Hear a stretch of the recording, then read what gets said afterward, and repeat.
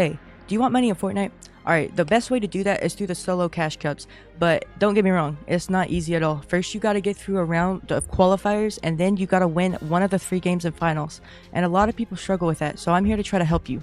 I have reviewed many different tutorials, if you want to call them that, on how to do good in the solo cash cup, and I put all the best tips into this one video to help you guys. Hope you enjoy. Alright, let's start off with the basics. First, you're gonna need to be gold ranked to play in the game mode. So if you're trying to play builds, you need to be golden builds. If you're trying to play 0 builds, you need to be golden 0 builds, at least. For NA Central, or just NA regions in general, which is the region that I'm going to be talking about this video, 10,000 people qual. And let me go back to what I just now said. These same tips apply to any other region like EU or any of that. It's just I'm talking about the placement in NA for right now. So top 10,000 people qual, which is insane, and you're going to need about 110 points to do that.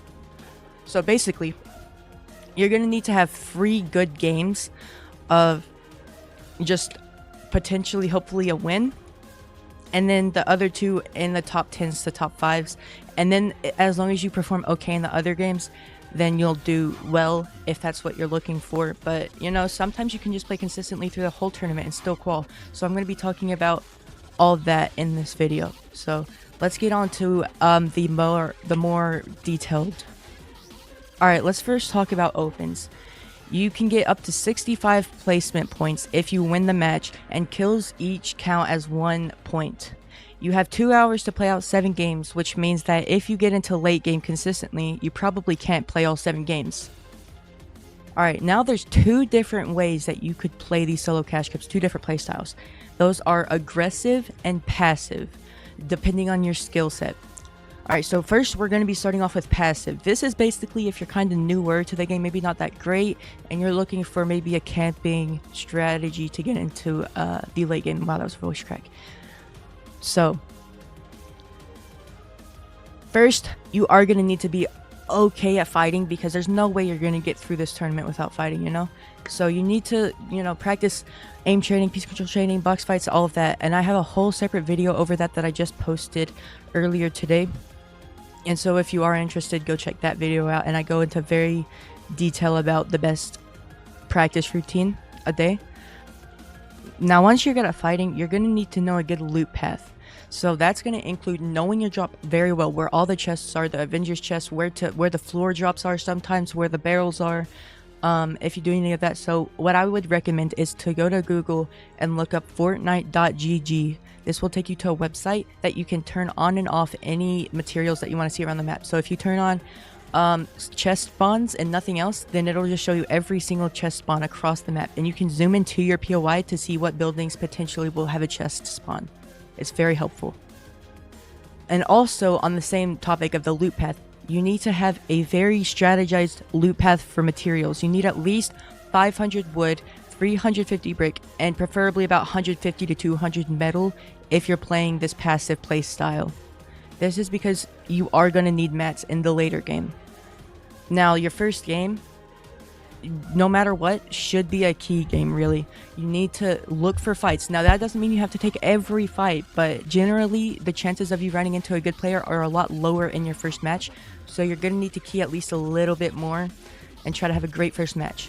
If you do good that first match, then you're going to want to camp for the rest of the tournament, but going back, if you don't do good that first match, then use your second match as the key game. And then we are just going to camp through the rest of the tournament in bushes, in buildings with preferably no windows around, and just trying to make really smart rotates where people can't see you or there's no people around you. And this is going to be hard because they took jetpacks out, and I'm not even entirely sure if this is true, but I think they took cars out, so I don't really think there's any rotation other than shockwaves, which is going to be tough, and also fizz.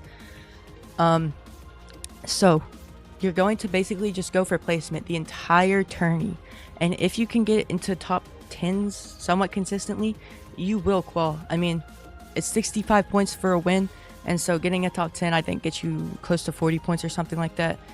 Also, if you are in a bush and there's someone running right past you like 15 meters away or so, you need to light them up with your shotgun. Now, one thing that I forgot to mention is your loadout that you should have. For both passive and aggressive, the loadout is going to be an SMG/AR, whichever one you can find or has a good scope or you prefer better rarity, all of that stuff. Your shotgun should always be a gatekeeper. And then you should have either 3 heals, 2 of which being shields, 1 of which being whites, or 2 heals and shockwaves if you are lucky enough to find shockwaves. And then you'll carry 1 white, 1 shield, and shockwaves. And normally that shield should probably be either big pots or fizz. Alright, so now hopefully you've qualified to finals in the passive playstyle, but first, before we go over finals, we're gonna have to look at the aggressive playstyle.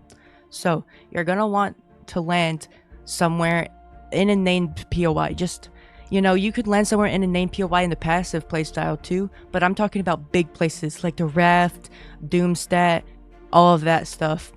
Maybe medallions like I just named off, like you could land in the medallion places, anything like that. Alright, so you need to know your loot path, of course. Look up Fortnite.gg. It's just go look at all the chests, Avengers chests, loot them quickly, and you're gonna need, for the aggressive playstyle, 500 wood, 400 brick, 300 metal.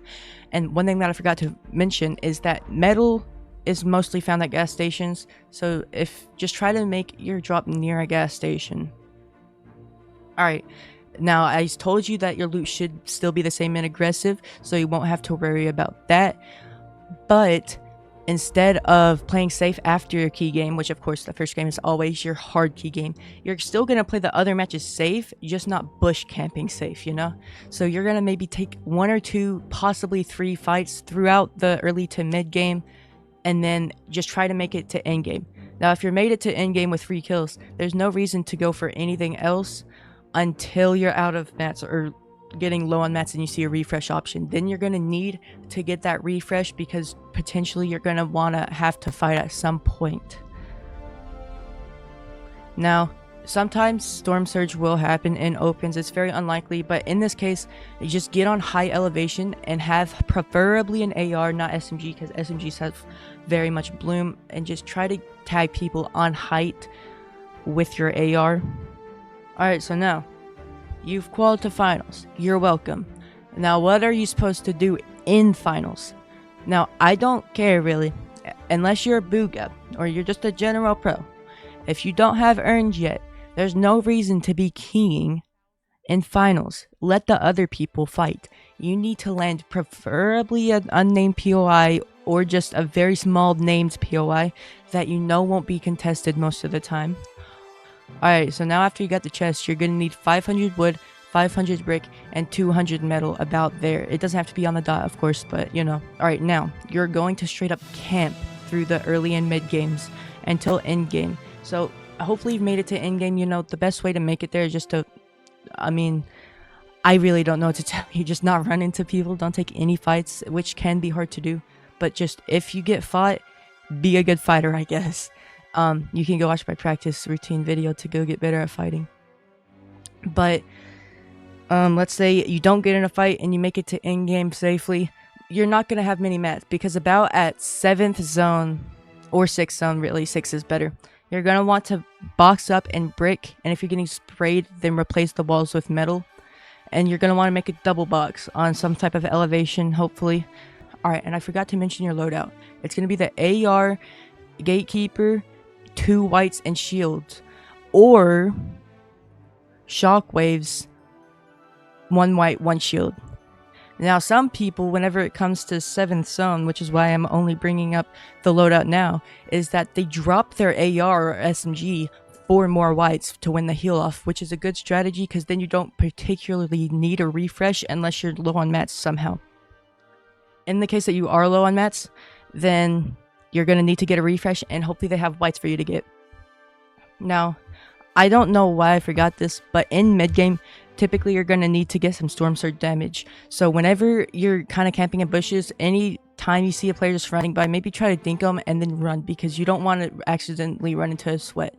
Or you could get on high elevation and keep on tagging people, because it's pretty much guaranteed that you're going to get storm surge, unlike opens. Alright, now that you've made it into endgame and you hopefully have a bunch of whites, the main way to win, like if you're not on height, the chances of you winning that game are just so much lower. If you're in mid to low ground, I mean, it's been done, of course, but height is just so much easier, and that's because they could just tap Fizz and jump down wherever they want. They could spot out whites on the floor in Storm to go jump down and grab them for longer heals. So you need to be that guy on height, really. I mean, your chances are probably lowered by about 50% if you're not on height. So just look for any heals, any other old fights that you could get elevation off of, and just try your very best to get on height.